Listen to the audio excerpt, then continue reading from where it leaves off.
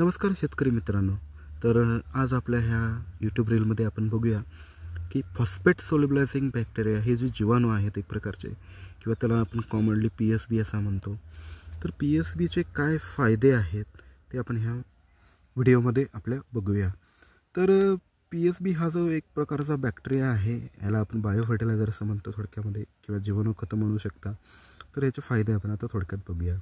तर याचा पहिला फायदा म्हणजे काय की फॉस्फेटचं जे स्थिरीकरण आहे त्याच्यासाठी तुम्ही PSB बॅक्टेरिया वापरू शकता, जेणेकरून आपल्या पिकामध्ये जे आपण खतं टाकतो आहे तर त्या खतांचं लवकर विघटन हा करून फॉस्फेट जे आहे किंवा फॉस्फरस जे आहे त्याचं स्थिरीकरण हे आपल्या पिकांसाठी करू शकतो, जेणेकरून आपलं पिकं जे आहेत ते लवकर फॉस्फरस ओढू शकतात.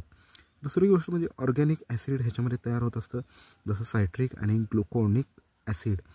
तर त्याच्यामुळं काय होतं की थोडक्यात फॉस्फेट कंपाऊंड की फॉस्फेट प्रकारचं जे काही खतं आहेत त्याचं विघटन होण्यास आपला हा प्रॉडक्ट मदत करत असतो. तसंच तिसरी गोष्ट म्हणजे काय की आपल्या पिकाची जी एक मुळांची सिस्टीम आहे किंवा मुळं जी आहेत तर त्या मुळांची ग्रोथ करण्याचं काम PSB करत असतो.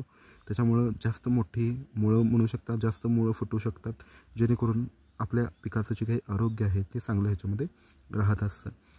तसंच आता आपण बघूया की चौथी गोष्ट म्हणजे काय की फॉस्फरस अपटेक जो आहे किंवा उपसा जो आहे तो जास्त झाल्यास त्याचा फायदा काय होतो की फ्लॉवरिंग, फ्रुटिंग आणि टोटल यील्डमध्ये आपला फरक पडतो. म्हणजे थोडक्यात कळ्या जास्त लागणे, फुलं जास्त लागणे, फळं जास्त लागणे, ह्याच्यामध्ये तुम्हाला ह्याचा फायदा होतो, जेणेकरून आपल्या पिकांच्या ओव्हरऑल टोटल म्हणजे यील्डमध्ये फायदा होतो, जास्त उत्पादन होतं थोडक्यात.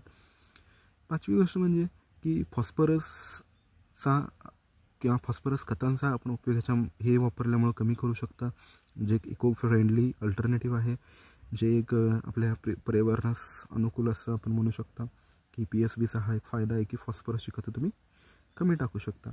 आणि त्याशिवाय आपला हा जो काही PSB बॅक्टेरिया तो काय करत असतो की आपल्या मातीच्या आरोग्यासाठी उपयोगी असणारे जे काही जीवाणू असतात त्यांची संख्या वाढवण्यास मदत करत असतो. त्याच्यामुळं आपल्या पिकांची किंवा तसेच आपल्या जी काही माती आहे त्याचा एक ओव्हरऑल जे आहे ते आरोग्य आपलं चांगलं राहत असतं. धन्यवाद. तर अशाच प्रकारेच्या व्हिडिओसाठी आपल्या ह्या यूट्यूब चॅनलला नक्कीच सबस्क्राईब करा. चांगली माहिती असेल तर नक्कीच कॉमेंटमध्ये कळवा. धन्यवाद.